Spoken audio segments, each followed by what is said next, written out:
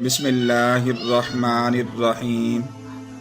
अस्सलामु अलैकुम वरहमतुल्लाहि वबरकातुहू। वालिदैन की नाफरमानी पर नख्त सज़ा। मुल्तान में पेश आने वाला एक वाक़या।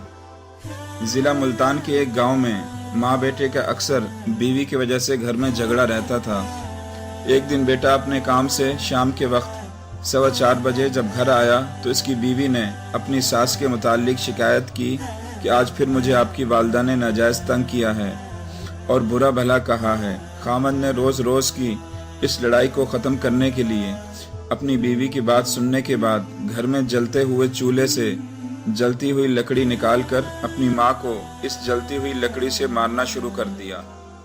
शाम 4:30 बजे से 5 बजे तक बेटा अपनी माँ को इस जलती हुई लकड़ी से मारता रहा और वालिदा मार खाती रही और ये बद्दुआ देती रही कि खुदा तुझे भी ऐसी ही जलती लकड़ी का अजाब दे और तू भी ऐसे ही तड़पे जिस तरह तू मुझे तड़पा रहा है।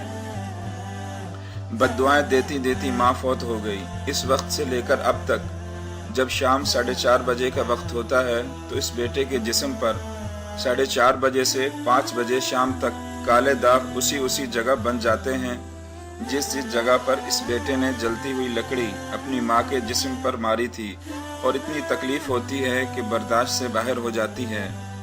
मुल्तान के निश्तर अस्पताल में बरा इलाज इसका वालिद अपने इस नाफरमान बेटे को दाखिल कराता है तो डॉक्टरों को समझ नहीं आती कि ये बीमारी क्या है और इसका इलाज क्या है, क्योंकि 4:30 बजे का वक्त होता है तो इसके जिस्म पर काले दाग बनना शुरू हो जाते हैं और शाम 5 बजे तक तकलीफ दह सूरत हाल के साथ दर्द कायम रहता है।